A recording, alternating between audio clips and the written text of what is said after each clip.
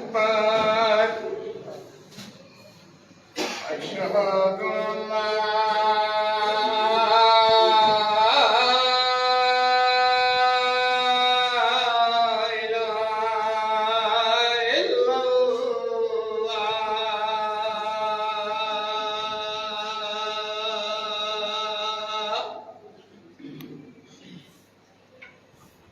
أشهد أن لا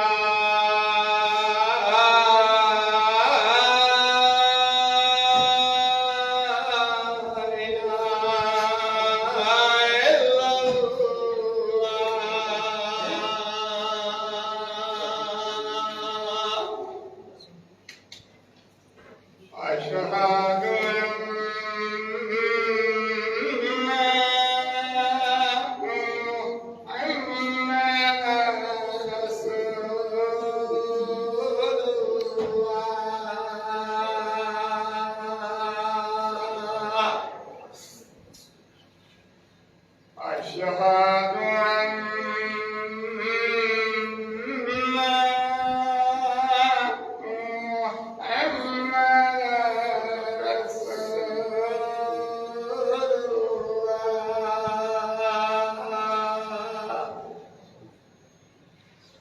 حي على الصلاة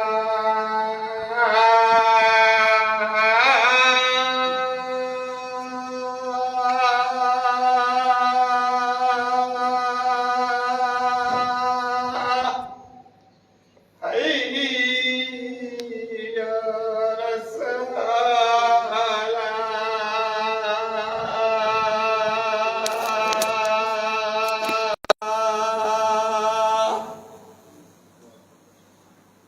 حي على الفلاح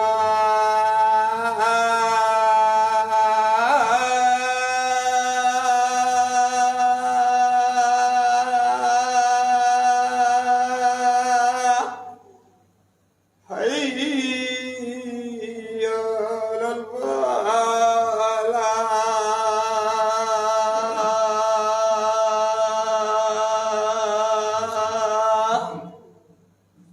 الله أكبر الله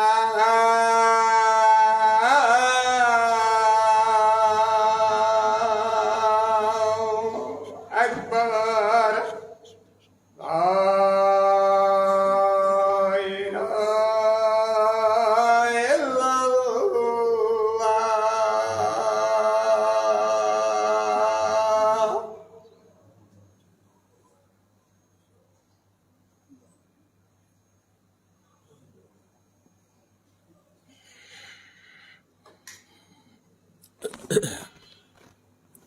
السلام عليكم ورحمة الله وبركاته.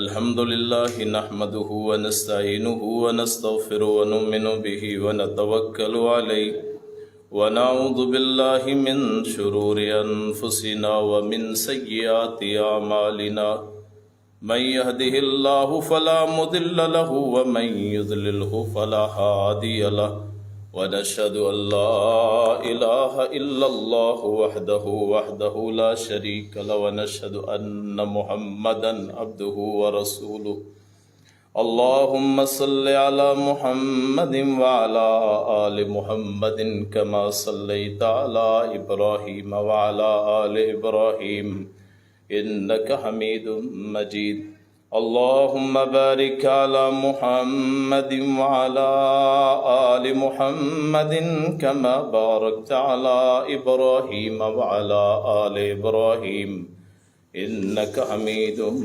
مجيد رب اشرح لي صدري ويسر لي أمري واحلل عقدة من لساني يفقهوا قولي رب زدني علما سبحانك لا علم لنا إلا ما علمتنا إنك أنت العليم الحكيم أما بعد فإن خير الحديث كتاب الله وخير الهدي هدي محمد صلى الله عليه وسلم وشر الأمور محدثاتها وكل محدثة بدعة وكل بدعة ضلالة وكل ضلالة في النار. أعوذ بالله السميع العليم من الشيطان الرجيم. بسم الله الرحمن الرحيم. واعتصموا بحبل الله جميعا ولا تفرقوا واذكروا نعمة الله عليكم إذ كنتم أعداء فألف بين قلوبكم فأصبحتم بنعمته إخوانا وكنتم على شفا حفرة من النار فأنقذكم منها كذلك يبين الله لكم آياته لعلكم تهتدون. صدق اللہ مولانا العظیم وصدق رسول. معزز سامعین، سننے والی ماؤں بہنوں، آج کا موضوع 11 ذو الحج کا اتحاد امت ہے. وہ امت جو ایک قرآن، ایک رسول، ایک الہ، ایک معبود، ایک دین پہ یقین رکھتی تھی. یہ امت جو بہترین امت ہے. قرآن کہتا ہے کنتم خیر امت اخرجت للناس، کہ تم بہترین گروہ ہو جو لوگوں کے لیے نکالا گیا. تأمرون بالمعروف وتنہون عن المنکر وتؤمنون باللہ، تم اللہ پہ ایمان رکھتے ہو، نیکی کا حکم دیتے ہو، برائی سے منع کرتے ہو. جب یہ آیات آج کی نسل یا کوئی بھی پڑھتا ہے تو اس کے ذہن میں ایک سوال ضرور پیدا ہوتا ہے کہ جب یہ بہترین امت ہے تو اتنے گروہ کیسے بن گئے، اتنی جماعتیں وجود میں کیسے آ گئیں، اور اتنے لشکر اور اتنے مذہب اور دین کیسے وجود میں آ گئے. امت کیوں بٹ گئی، کیوں بھٹک گئی؟ یہ بنیادی سوال ہے جو ہر مسلمان مومن کے دل میں آتا ہے. یہاں ہمارا معاشرہ جو ہے وہ توہم کا معاشرہ ہے، فرقہ پرستی کا معاشرہ ہے، اور اپنی اپنی جماعت، اپنے اپنے گروہ کو ہی حق پہ سمجھتا ہے. قرآن کریم نے فرمایا کل حزب بما لدیہم فرحون، کہ ہر گروہ جو ان کے پاس ہوتا ہے اس سے خوش ہوتے ہیں. میں آج آپ کے سامنے کسی ایک مکتبہ فکر کی نمائندگی نہیں کروں گا. مثلا یہ مسجد، آپ اس کو اہل حدیث مسجد کہتے ہیں. میرے نزدیک مسجد صرف اللہ کی عبادت کے لیے ہوتی ہے، یہ فرقوں کے نام پہ نہیں ہونی چاہیے. آج کی ساری میری گفتگو وہ ایک امت کے نام پہ ہوگی، اتحاد امت کے نام پہ. چونکہ میں ایک پردیسی ہوں تو اس پہ تو میرا بس نہیں چلتا کہ اس کو لفظ کو میں ختم کروا دوں کہ ان المساجد للہ، مسجدیں صرف اللہ کی ہیں، نہ کسی جماعت کی ہیں، نہ کسی گروہ کی ہیں، نہ کسی خاندان کی. اللہ کے نام پہ مسجدیں ہوتی ہیں. شاید کسی وقت میں اللہ توفیق دے دے کہ اس مسجد کے نام بھی صرف مسجد الہی رکھ دیا جائے یا ان المساجد للہ لکھ دیا جائے. تو جتنی میری یہاں گفتگو ہوگی اس کے بارے میں مجھے کسی کی پرواہ بھی نہیں ہے کہ کوئی کہے گا جی الفاظ کیوں کہے ہیں. کیوں؟ میں سمجھتا ہوں قرآن کہتا ہے ہوا سماکم المسلمین، سورہ حج آخری آیت، کہ اللہ نے تمہارا نام مسلمان رکھا ہے. اور یہ کتنی عجیب بات ہے کہ ہم اپنے آپ کو اہل حدیث مثلا کہتے ہیں. حالانکہ اہل حدیث کا، اہل کا لفظی معنی ہوتا ہے قابل، کوئی جس چیز کے قابل ہو اس کو کہا جاتا ہے. ہمیں کیا علم ہے ہم حدیث کے اہل ہیں کہ نہیں، قابل ہے کہ نہیں؟ اپنے آپ کو اہل حدیث کہنا. کوئی کہہ دے آپ کی کسی حدیث پہ عمل کی وجہ سے کہ یہ اہل حدیث ہے تو پھر تو چلو بات ہے جی کہ اللہ کے رسول کی کوئی حدیث کی وجہ سے اس کو اہل حدیث کہہ دے. لیکن میں اپنے آپ کو اہل حدیث کہوں؟ اللہ جانتا ہے حدیث کا اہل ہے کہ نہیں کوئی. قابل ہے کہ نہیں کوئی. تو اس لیے یہ جتنی اصطلاحات ہیں، اسی طرح اہل سنت ہیں، تو ان کو بھی علم کسی کو بھی نہیں ہے کہ کوئی سنت کے اہل ہے کہ نہیں. حالانکہ حدیث اور سنت ہم مانا ہے، بلکہ سنت کا پتہ ہی حدیث سے چلتا ہے. حدیث نہ ہو تو سنت کا کیسے پتہ چلے؟ حدیث سے ہی تو سنت کا پتہ چلتا ہے.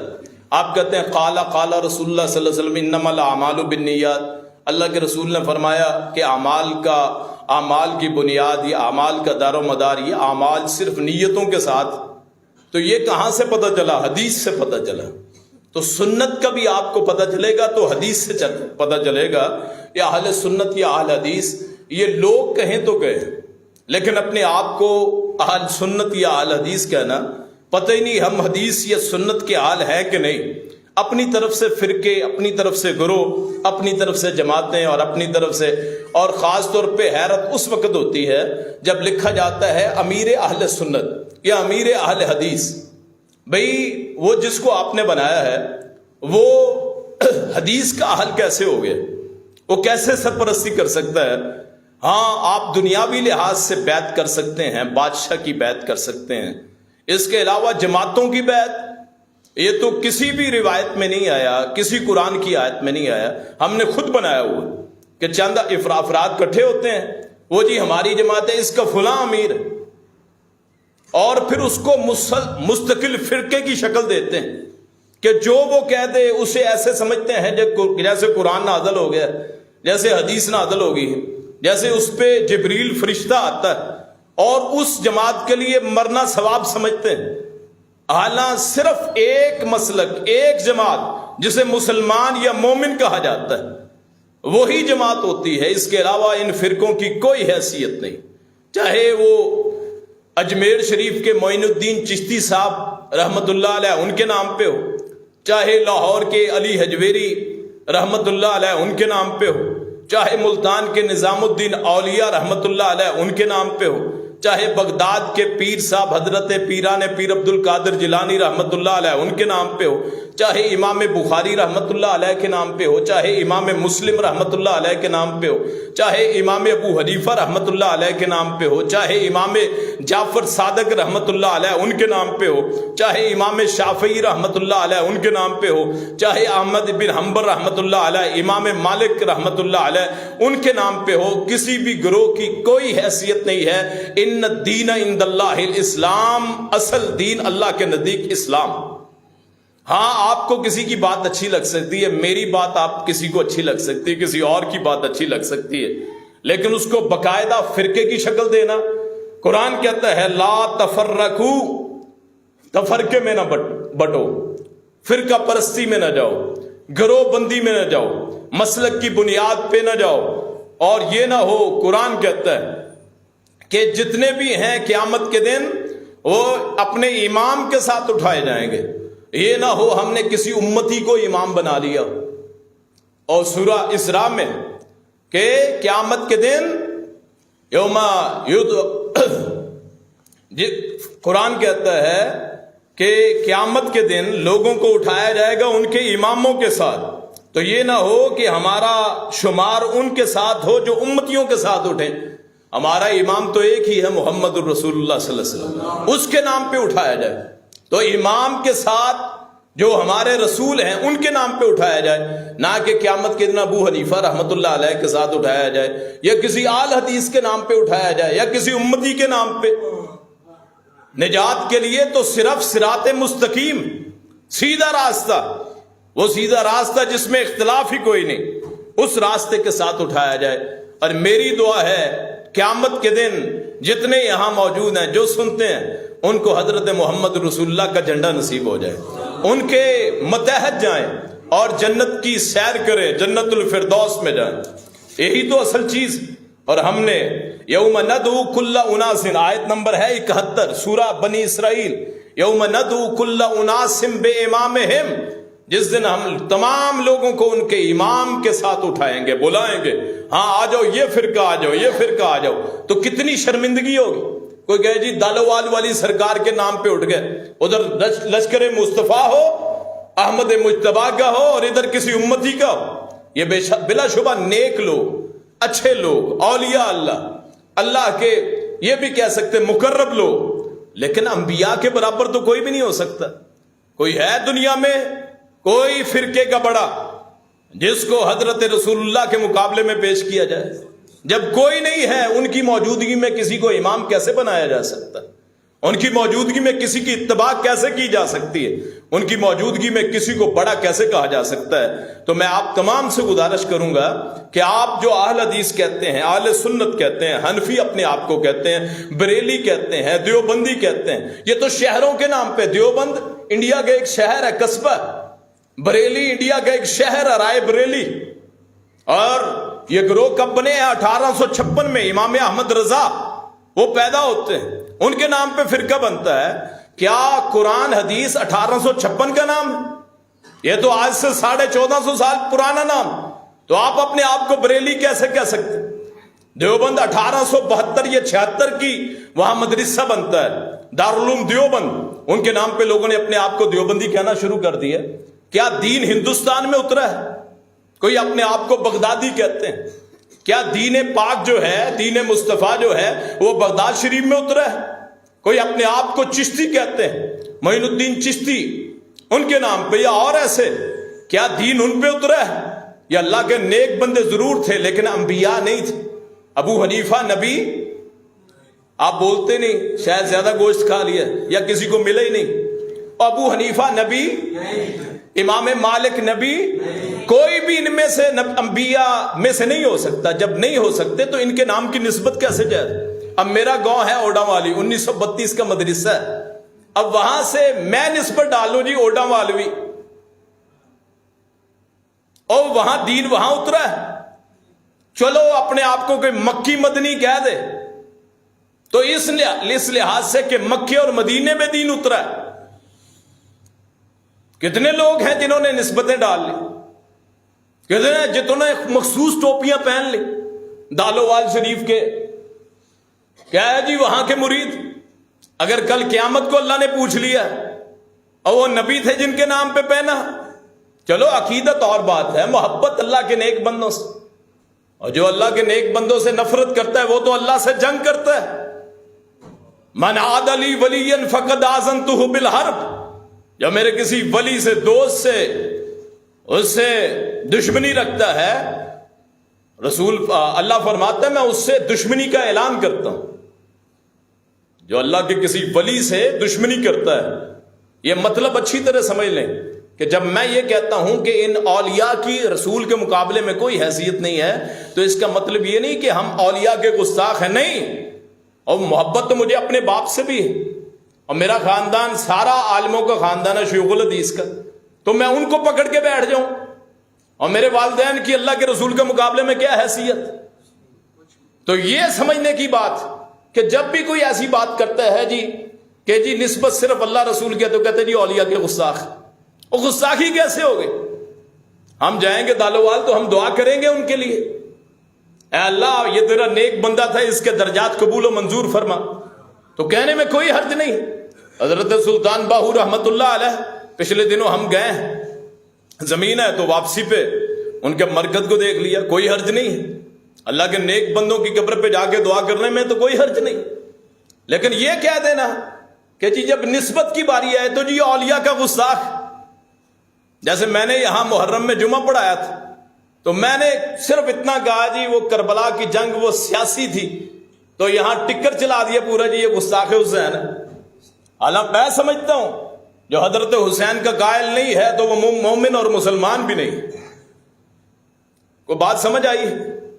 او ہم جیسے حضرت عیسیٰ کو مانتے ہیں، کیا عیسائی اسی طرح مانتے ہیں؟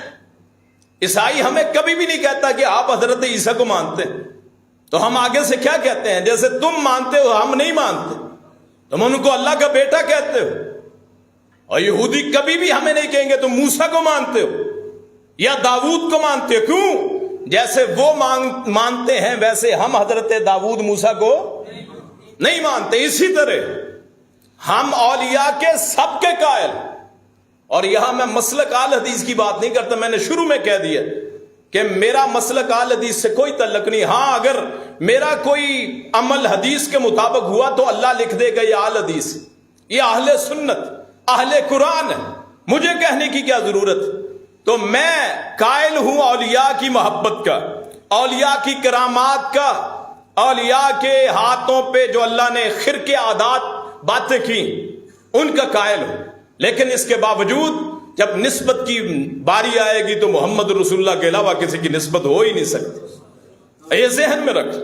اور یہاں سے ہم شروع کرتے ہیں کہ فرقے کہاں سے شروع ہوئے۔ اسلام میں سب سے پہلا بنیادی فرقہ، دو فرقے بنے اور ان دو میں سے ایک اور فرقہ نکلا۔ وہ فرقہ کہاں سے ہے؟ شیعہ عثمانی اور شیعان علی، شیعان عثمان اور شیعان علی رضی اللہ عنہما، دونوں محترم، دونوں داماد نبی۔ حضرت عثمان دورے داماد نبی، حضرت علی المرتضی امام علی مقام ایک ہے داماد نبی، دونوں کے نام پہ لوگوں نے فرقہ ڈال لیا۔ قاتلین عثمان مل گئے حضرت مولا علی رضی اللہ عنہ کو، ان کا کیا قصور ہے؟ وہ ایک بندہ آگے میری حمایت کرتا ہے اور ان میں یہ بھی نہیں پتا کس نے مارا ہے، ویسے کہتے بعض لوگ حضرت مولا علی پہ تنقید کرتے ہیں۔ میں کہتا ہوں اپنے اماموں، اپنے ایمان کی فکر کریں۔ جو حضرت مولا علی کے بارے میں ذرا سی بھی تنقید کا مظاہرہ کرتا ہے اس کے ایمان میں خلل ہو جاتا ہے، وہ منافق ہوتا ہے۔ قرآن حدیث کہتی ہے یا علی لا یبغضک الا منافق، اے علی تجھ سے بغض جو کرے گا وہ صرف منافق ہو سکتا ہے۔ لا یحبک الا مؤمن، جو تجھ سے محبت کرے گا وہ صرف مومن ہوگا، ایمان ہوگا۔ میرا عقیدہ مولا علی ایمان کے نور ہیں، وہ اہل بیت کے سربراہ ہیں اور نوجوانوں کے سردار امام حسن حسین ان کے وہ والد گرامی ہیں، اور فاطمہ الزہرا بنت رسول صلی اللہ علیہ وسلم ان کے زوج مکرم ہے۔ کسی زبان سے کسی طرح بھی حضرت مولا علی کی تنقید کا کوئی پہلو نکلتا ہو اس زبان پہ بھی شرم ہے اور اس پہ ہزار بار لعنت۔ اس کے ساتھ ساتھ میرا یہ بھی عقیدہ ہے کہ امام علی مقام حضرت مولا علی رضی اللہ عنہ ان کا نام استعمال کر کے امیر معاویہ کو گالی نہیں دے سکتے۔ کیوں؟ آپ کو ان کے حالات کا پتہ نہیں۔ اگر آپ تاریخ کے طالب علم، میں جانتا ہوں الحمدللہ، عربی بھی جانتا ہوں، لغت کا علم ہے، صرف نحو جانتا ہوں۔ آپ عبارات کہیں گے، عبارت پڑھ کے سناؤ کہ حضرت امیر معاویہ نے کبھی نہیں کہا کہ میں خلافت کا حقدار ہوں۔ پہلی بات، کبھی نہیں کہا کہ میں خلافت کا حقدار ہوں۔ انہوں نے یہ پیغام بھیجا تھا مولا علی رضی اللہ عنہ کو کہ جی آپ حضرت عثمان کے قاتلین سے قصاص لیں، میں آپ کی بیعت کرنے کے لیے تیار ہوں۔ کبھی کسی موقع پہ امیر معاویہ نے یہ نہیں کہا کہ میں حضرت علی کے برابر ہوں اور میں یہ قرآن میرے سامنے۔ امیر معاویہ کیا، بنو امیہ کیا، سارے مل کے مولا علی کے برابر نہیں ہو سکتے، رضی اللہ عنہ ان کے برابر نہیں ہو سکتے۔ لیکن میں اس بات کی بھی اجازت نہیں دوں گا کہ کوئی مولا علی کا نام استعمال کر کے امیر معاویہ کو گالی دے۔ کیوں؟ اس لیے کہ رسول اللہ نے فرمایا صلی اللہ علیہ وسلم منبر پہ موجود تھے، آپ کے بیٹے آپ کے نواسے حضرت حسن رضی اللہ عنہ، وہ لڑکھڑاتے آئے، آپ نے ان کو پکڑ لیا، اپنی ران پہ بٹھایا، فرمایا ان ابنی ھذا سید، میرا یہ بیٹا سردار، سیصلح اللہ علی یدیہ بین فیاتین مسلم بین الفیاتین المسلمین العظیمتین، میرے یہ بیٹا سردار، اس کے ہاتھ پہ، میرے اس نواسے کے ہاتھ پہ اللہ مومنوں کے دو بڑے گروہوں کے درمیان صلح کروائے گا، بین فیاتین مسلمین عظیمتین، اس بیٹے کے ہاتھ پہ اللہ دو مسلمانوں کے بڑے گروہوں کے درمیان صلح کروائے گا۔ اور یہ صلح کب ہوتی ہے؟ مولا علی رضی اللہ عنہ شہید ہوتے ہیں، ان کے بعد 7 مہینے کے بعد حضرت حسن امیر معاویہ کے ہاتھ پہ صلح کرتے ہیں، بیعت کرتے۔ اس لیے میں کہتا ہوں اگر امیر معاویہ نہ حق تھے تو مولا حسن کیسے ان کے ہاتھ پہ بیعت کر سکتے ہیں؟ اور علی کا نطفہ کیسے بیعت کر سکتا ہے؟ دنیا جہان کے جتنے ذاکرین ہیں، دنیا جہان کے جتنے قصہ گو ہیں، یہ تفرقے کی آگ میں امت کو جھانکنے والے، ان سے ذرا صرف اتنا پوچھیں حضرت حسن نے سلو کیوں کی؟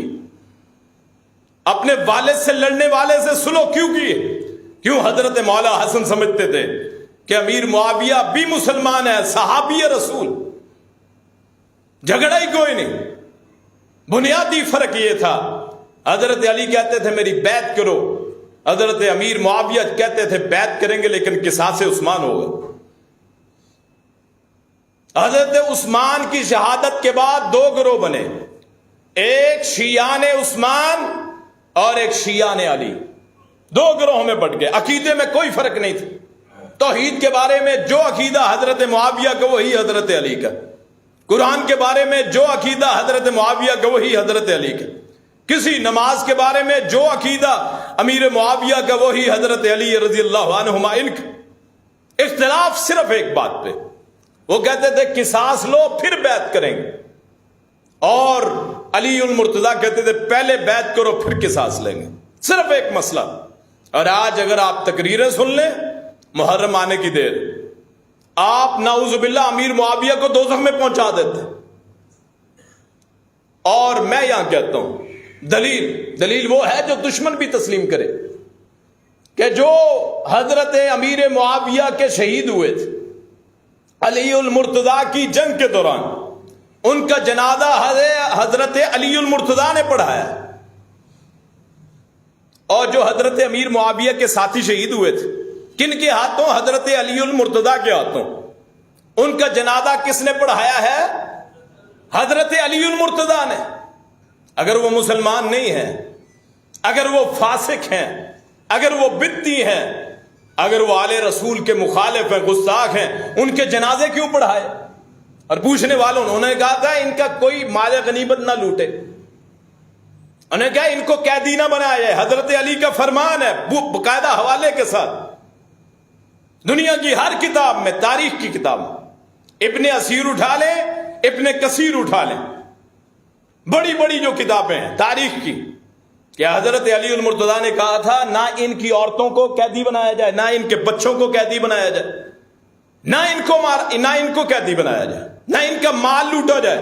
تو پوچھنے والوں نے پوچھا پھر آپ لڑائی کیوں کرتے ہیں؟ انہوں نے کہا اس لیے کہ یہ میری بیعت نہیں کرتے، بیعت کر لیں تو لڑائی ختم۔ اور ہم نے کیا بنا دیا؟ ہم نے یزید ابن معاویہ کی وجہ سے امیر معاویہ کو بھی دوزخی بنا دی۔ یاد رکھیے یزید ابن معاویہ اچھے آدمی نہیں تھے، کوئی اہل حق یزید بن معاویہ کا حامی نہیں ہو سکتا۔ جو آل رسول کا جس کے دور میں شہادتیں ہوئیں اس کی حکومت کیسے اچھی ہو سکتی؟ جن کے ہاتھوں آل رسول کے بچے کٹ گئے ہوں، چاہے وہ موجود تھا چاہے نہیں تھا، وہ اچھا کیسے ہو سکتا ہے؟ لیکن اس کے باوجود یزید کی وجہ سے امیر معاویہ پہ کوئی طعن و تشنیع نہیں کر سکتا۔ اور یہ کہنا کہ جی انہوں نے اپنے بیٹے کو خلیفہ کیوں بنایا، پہلی بات کہ وہ خلافت رسول نہیں تھی، امیر معاویہ کی گورنمنٹ خلافت رسول نہیں تھی۔ ابو بکر خلیفہ بنے رسول صلی اللہ علیہ وسلم کے، حضرت عمر خلیفہ بنے رسول اللہ کے نائب، حضرت عثمان خلیفہ بنے حضرت رسول اللہ کے، حضرت علی المرتضیٰ خلیفہ بنے حضرت رسول اللہ کے نائب۔ خلیفہ کا معنی جانشین۔ امیر معاویہ کو کوئی بھی نہیں کہتا کہ وہ رسول اللہ کے جانشین تھے، ان کی ذاتی گورنمنٹ تھی، ذاتی اختیار۔ انہوں نے پیسے کی وجہ سے کسی کو پیسہ دے کے اپنا قائل کر لیا، کسی سے لڑائی کر کے قائل بنا لیا، کسی کو محبت سے اپنا قائل بنا لیا۔ ان کی سب سے پہلے کہ خلافت نہیں تھی، جی بیٹے کو کیوں بنایا؟ ان کی ذاتی گورنمنٹ تھی، جس کو مرضی بناتے۔ یعنی آپ ان کی خلافت ہے ہی نہیں۔ جیسے میری حکومت ہو تو میں اپنے بیٹے کو بناؤں گا، اور مغلیہ خاندان کو دیکھ لیں، ترکی خاندان کو دیکھ لیں، عثمانیوں کو، کہ عثمان کے بعد اس کا بیٹا اور اہان بنا. مغلیہ وہ جو باپ مرتا بیٹا آ جاتا. اسی طرح وہ ذاتی حکومت تھی بنو امیہ کی جو حضرت امیر معاویہ کے نام پہ بنی. ان کے نام پہ انہوں نے جس کو مرضی بنا دیا. یعنی اختلاف ہی نہیں ہے. اختلاف مجھے ہے کہ امیر معاویہ کو گالی کیوں دی جائے جب ان کا نام ہی نہیں ہے قاتلین حسین میں. یہ سب سے پہلا رکھنا ڈالا ان تاریخ دانوں نے. اور دین کی بنیاد تاریخ پہ نہیں ہوتی کہ دین کی بنیاد تاریخ پہ رکھی جائے. دین صرف محمد رسول اللہ کے قول و فعل کو کہتے ہیں. دین تو ختم ہو گیا تھا جب رسول اللہ اس دنیا سے چلے گئے. آپ کے بعد کسی پہ جبریل نہیں اترے. تو اس کے بعد تاریخ لکھنے والوں نے سن 59 ہجری میں ہوتا ہے واقعہ کربلا. اس واقعے کے بعد دین کیسے بن گیا؟ اختلاف آپ کر سکتے ہیں جیسے میں نے اختلاف کیا کہ امیر معاویہ سے اختلاف نہیں ہو سکتا. صحابی رسول کسی ایک اہل بیت کے فرد کو کبھی شہید کیا, باقاعدہ وظیفے دیے حسنین کریمین کو, باقاعدہ وظیفے دیے حضرت حسن کو حضرت حسین کو. انہوں نے کاغذ سادہ بھیج دیا امیر معاویہ نے, جو لکھنا ہے لکھ دو. انہوں نے لکھ کے بھیجا 2-2 لاکھ سالانہ مجھے دیا جائے, میرے بھائی کو دیا جائے. وہ باغ فدق وہ مجھے دیا جائے, اور اسی طرح وہ زمینیں دی جائیں جو حضرت رسول اللہ کے دور میں تھی. سب کچھ لکھ دیا. اختلاف کس بات پہ؟ اگر بیٹا برا نکل آئے تو کیا باپ کو برا کہتے ہیں؟ نوح اللہ کے نبی ہیں علیہ السلام, بیٹا کنان کافر ہے. ابراہیم اللہ کے نبی ہیں, باپ آزر اللہ کا دشمن ہے. کیا نوح علیہ السلام کو ان کے بیٹے کنان کی وجہ سے برا کہا جا سکتا ہے؟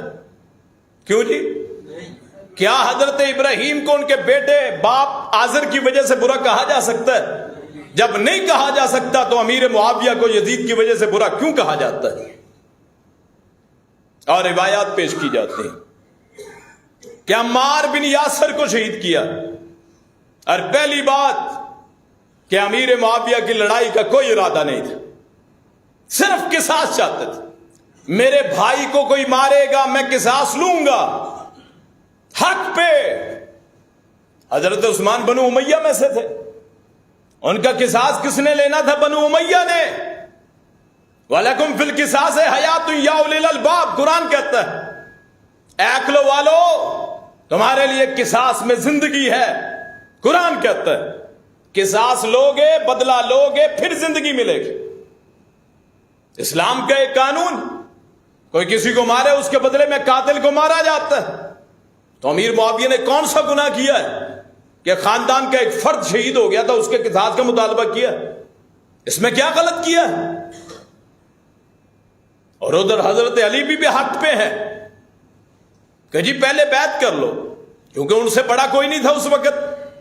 ابو بکر عمر نہیں تھے, عثمان نہیں تھے, تو حضرت علی سے افضل اس وقت کوئی بھی نہیں تھا.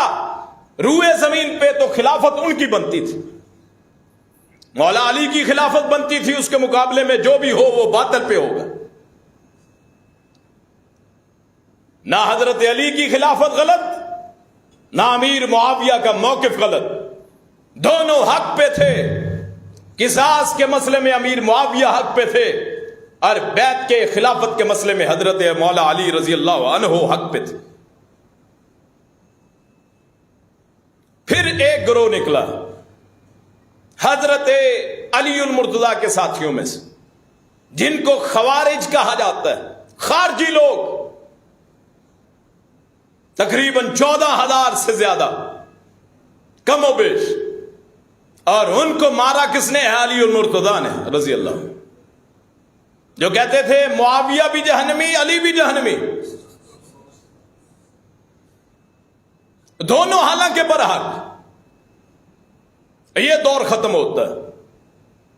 اہل تشیع نے بھی ظلم کیا. انہوں نے صرف حضرت حسین کی آل کو لیا. یہ جو آپ 12 اماموں کے سلسلے دیکھتے ہیں نا، 12 نہیں، فاطمہ، رسول اللہ، حضرت علی اور حسن حسین کو ختم کر دیں. آگے 5 واسطے نکال کے جب بعد والے 7 امام لیے جاتے ہیں، 8 حضرت فاطمہ کو امام نہیں مانتے کیونکہ عورت امامت نہیں کر سکتی. باقی آگے 8، یہ 8 کے 8 حضرت حسین کی اولاد میں سے.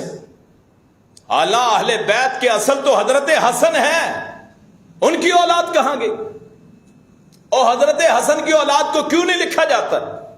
لکھا جاتا ہے حسین کے بیٹے علی زین العابدین، ان کے بیٹے امام باقر، ان کے بیٹے امام جعفر صادق، موسیٰ کاظم، علی رضا، تقی نقی، حسن عسکری، محمد. یہ لکھا جاتا ہے. کبھی آج تک کسی نے پوچھا اہل تشیع سے کہ حضرت حسن کی اولاد کہاں گئی؟ کیوں جی، انصاف کی بات. اور جس کے بیٹے حسین ہیں اسی کے بیٹے حسن. حسین کی اولاد کو تو آپ نے لکھ لیا، اور میرے نزدیک وہ بھی قابل احترام. اور قابل احترام اس لیے نہیں کہ وہ علی کے بیٹے ہیں، علی کی اولاد. قابل احترام اس لیے کہ ان کا تعلق محمد رسول اللہ کے ساتھ ہے. حضرت حسین سے ہم پیار ذاتی نہیں کرتے، اور حضرت حسن سے پیار ذاتی نہیں کرتے، اہل بیت سے پیار ذاتی نہیں کرتے، علی المرتضیٰ سے پیار ذاتی حیثیت میں نہیں کرتے، فاطمۃ الزہرا سے عقیدت ذاتی حیثیت میں نہیں کرتے. اس لیے کرتے ہیں کہ ان کا نام نامی، اسم گرامی محمد رسول اللہ سے ملتا ہے. ہم صحابہ کے کیوں نام لیوا؟ اس لیے کہ صحابہ کی بنیاد محمد رسول اللہ نے رکھی ہے. جس کی نسبت رسول اللہ سے مل جائے ہمیں اس سے محبت. یاد رکھیے اہل بیت کی بھی کوئی حیثیت نہیں ہے. اور ابو لہب قریشی، سید ابراہیم کی اولاد، اسماعیل کی اولاد، سگے رسول اللہ کا تایا، لیکن اگر وہ رسول اللہ کا حامی نہیں ہے تو اس سے بھی محبت نہیں ہے. کہ ہم نے ذاتی محبتیں شروع کر دی.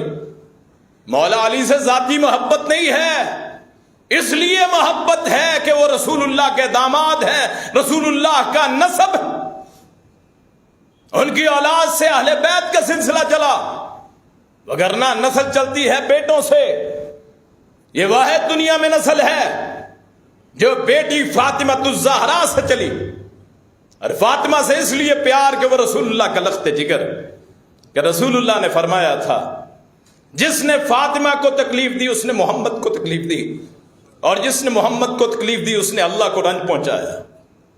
فاطمہ سے اس لیے محبت، اس لیے عقیدت کہ وہ محمد رسول اللہ کا لخت جگر ہے. کہ آپ جب وہ آپ کے گھر آتی، آپ اٹھتے، اپنی جگہ پہ بٹھاتے، اپنے گلے سے لگاتے، اب اس کا ماتھا چومتے، اور جب آپ ان کے گھر میں جاتے، واحد لخت جگر رہ گیا تھا. 3 بیٹے اللہ نے دے کے چھین لیے. کوئی ہے دنیا میں ایسا جس کو اللہ نے 3 بیٹے دیے ہوں اور چھین لیے ہوں؟ 2 بیٹے تو ابتدا میں چھین لیے، چھوٹے، رحمت للعالمین، فخر کائنات، ساکھی کوثر، شاف محشر، عبداللہ کے چاند، آمنہ کے لال، مکہ کے در یتیم، خاتم النبیین، خاتم المرسلین صلی اللہ علیہ وسلم. یہ کس کا نام میری زبان پہ آیا کہ میرے نطف نے بوسے میری زبان کے لیے؟ محمد الرسول اللہ صلی اللہ علیہ وسلم. 3 بیٹے اللہ نے لے کے چھین لیے اور کبھی غم نہ کیا، صرف آنسو بہائے. 4 بیٹیاں 3 زندگی میں فوت ہو گئی. 2 بیٹیوں کو طلاقیں ہوئیں. ابو لہب کے 2 بیٹوں نے طلاقیں دی. اس نے کون سا غم نہ دیکھا؟ اس مجسم رحمت نے، شاف محشر نے، میری سارا کچھ، میرا سارا علم، میری ساری زندگی، میری آل اولاد، میرا خاندان محمد رسول اللہ کی ذات پہ قربان صلی اللہ علیہ وسلم. ایک بیٹی زندہ رہ گئی تھی جسے فاطمہ کہا جاتا ہے، اور 6 ماہ رسول اللہ کے وفات کے 6 ماہ بعد وہ پیاری بیٹی بھی چلی جاتی ہے. کہ جب آپ کی زندگی کا آخری وقت آیا، فاطمہ الزہرا آپ کے پاس بیٹھ کے رونے لگ گئی. آپ نے پاس بلایا، آپ نے کان میں ایک بات کہی، وہ رونے لگ گئی. پھر پاس بلایا، بات کہی، مسکرانے لگ گئی. جب آپ فوت ہو گئے، دنیا سے چلے گئے، دنیا میں سب سے بڑا سانحہ حضرت رسول اللہ کی وفات ہے. کہ آپ جتنی دیر موجود رہے، آپ بے شاعر کہتے ہیں کہ شاید آسمان کا سورج بھی تیرا چہرہ لے کے چمکتا. وہ اتنی عظیم ذات وہ چلی گئی، رہنا دنیا میں کسی نے نہیں ہے، نہ میں نے نہ آپ نے. تو حضرت عائشہ پوچھتی ہیں کہ اے فاطمہ کیا کہا؟ انہوں نے کہا پہلی مرتبہ کہا ہے فاطمہ میں جلدی تجھے چھوڑ کے جا رہا ہوں، اس لیے رونا آیا. فاطمہ ہنسی کیوں؟ کہا ہے فاطمہ تو میرے بعد سب سے پہلے مجھے ملے گی. 6 ماہ بعد حضرت فاطمہ فوت ہوتی ہیں. اس فاطمہ سے اس لیے محبت کہ وہ فاطمہ الزہرا رسول اللہ کی بیٹی ہے، ذاتی طور پہ عقیدت ان سے بھی نہیں ہے. دنیا میں کتنوں کی بیٹیاں آتی ہیں، اور یہاں ظلم کی انتہا دیکھیے کہ حسین کی اولاد کو لکھ دیا علی زین العابدین بیمار کربلا، ان کے بیٹے باقر جعفر صادق. اور حضرت حسن کی اولاد کیوں نہیں لکھی؟ اور جو امام مہدی آنے ہیں سن لیں، جو امام مہدی آئیں گے حدیث کی بنیاد پہ کہتا ہوں وہ حضرت حسن کی اولاد میں سے ہوں گے. اور جس کا یہ لوگ انتظار کرتے ہیں غیابت کبریٰ والے، وہ حضرت حسین کی اولاد میں سے. جو امام مہدی آئیں گے نا، محمد بن عبداللہ مہدی، وہ سید ہوں گے قریشی رسول اللہ کے خاندان میں سے. رسول اللہ نے فرمایا میرے اخلاق جیسا ہوگا، شکل مجھ پہ نہیں ہوگی. اس کا اخلاق محمد رسول اللہ جیسا ہوگا، شکل نہیں ہوگی. وہ امام مہدی حضرت حسن کی اولاد میں سے ہے، حسین کی اولاد میں سے نہیں ہے. کیا وجہ؟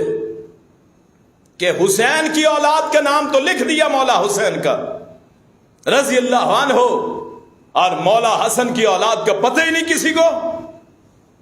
کیوں ظلم کیا تاریخ پہ؟ کیوں ظلم کیا لوگوں کو بیان کرنے پہ؟ کیوں ممبروں پہ بیٹھ کے محرم میں جھوٹ بولا؟ کیوں زہر گھولا؟ کیوں اہل بیت کا نام لے کے صحابہ کو گالیاں دی؟ امام مہدی حضرت حسن کی اولاد میں سے، باقاعدہ حوالے پوری دلائل کے ساتھ. جس کو ذرا بھی اس پہ اعتراض ہے میں بات کرنے کے لیے تیار. دنیا کا کوئی ذاکر بڑے سے بڑا لاؤ. اور پھر وہاں سے پھر یہ بات ختم ہوتی. سن 80 ہجری میں امام ابو حنیفہ پیدا ہوتے ہیں کوفے میں. امام ابو حنیفہ کے نام پہ پورا مسلک ڈال دیا، حنفی مسلک. انہوں نے کبھی نہیں کہا، یاد رکھیں حضرت علی نے ہی کہا کہ میری بیعت کرو دین کے نام پہ، نہیں، انہوں نے کہا سیاست کے نام پہ بیعت کرو. اور دین کے نام پہ تو صرف محمد رسول اللہ کی بیعت ہے صلی اللہ علیہ وسلم. ہم لوگوں نے ان کو تو چلو کوئی مولا علی کے نام پہ منسوب ہو تو شاید اللہ بچت کر دے کہ وہ صحابی رسول ہے، داماد رسول. ابو حنیفہ کوفے کے رہنے والے رحمت اللہ علیہ، ان کے نام پہ فرقہ ڈال دیا. اور جنہوں نے شیعہ نے علی اپنے آپ کو کہا نا، انہوں نے حضرت علی کی بیعت نہیں کی، انہوں نے امام جعفر صادق فرقہ جعفریہ بنایا. اگر بات حضرت علی تک رہتی چلو شاید گنجائش ہوتی کہ کوئی فرقہ حضرت ابو بکر کے نام پہ بن جاتا، شاید گنجائش ہوتی کہ وہ خلیفہ رسول ہے. اگر مولا علی کے نام پہ کوئی گروہ بن جاتا شاید گنجائش ہوتی. موجودہ دور میں جو اہل تشیع پہ نبھائی، گالی میں ان کو بھی نہیں دیتا، گالی کسی کو بھی نہیں دو. ہر فرقے میں اچھے لوگ بھی ہیں، برے لوگ بھی موجود. کیوں جی بولتے نہیں جی آپ کہ احتیاط چل گئے، انتظامیہ کی مہربانی ہے تو آپ بھی ٹھنڈے ہو گئے. او گنجائش شاید ہو سکتی اگر کسی صحابی کے نام پہ کوئی فرقہ بنتا.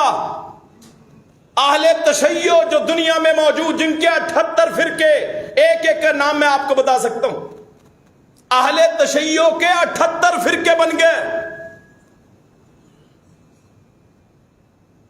نام کس کے نام پہ پڑا؟ جو موجودہ امامیہ گروہ، انہوں نے جعفر صادق کے، آپ دیکھتے ہیں کہ پاکستان میں پٹی چلتی ہے روز افطار اور سحری کی، تو فرقہ حنفیہ اور فرقہ جعفریہ، کہ شرم کی بات ہوتی ہے کہ آپ امتیوں کے نام پہ فرقے بناتے ہو. اور کیا جبریل علیہ السلام، صرف 2-3 منٹ پہ بات کرتا ہوں یار، بات کا مزہ نہیں آتا، ٹائم ہی ختم ہو جاتا ہے. کیوں جی؟ بات سمجھ آ رہی ہے آپ کو؟ کیا اوپر اوپر سے گزر رہی ہے؟ کیوں یہ بڑی سخت باتیں ہیں نا جی؟ کوئی جا کے کہہ دے گا جی فرقہ جعفریہ دیکھو جی، حضرت امام جعفر صادق وہ باقر کے بیٹے ہیں، علی زان میں اہل بیت کا منکر ہو گئے. بات کرنی بڑی آسان ہوتی. اور جس کو اعتراض ہو، جس ذاکر کو، جس بھائی کو، مجھ سے آ کے بات کرے دلائل کے ساتھ. جس کو عربی آتی ہو، لغت کا علم ہو، تاریخ آتی ہو. اور امام جعفر صادق پہ حضرت جبریل علیہ السلام کبھی آئے وہی لے کے؟ کون کے نام پہ مذہب کیوں بنایا؟ امام ابو حنیفہ رحمت اللہ علیہ، ان کے نام پہ مذہب کیوں بنایا؟ حنفی مذہب. کیا ان پہ حضرت جبریل کبھی فرشتہ بن کے، کبھی اللہ کی طرف سے قاصد بن کے آئے؟ امام احمد بن حنبل کے نام پہ حنبلی مذہب. امام احمد کے اوپر کیا جبریل فرشتہ وہی لے کے آئے؟ کیا امام مالک پہ وہی لے کے آئے؟ کیا امام شافعی پہ لے کے آئے؟ چلو اس سے بھی تھا کہ یہ پہلی دوسری صدی کے لوگ. ہم نے کیا کیا؟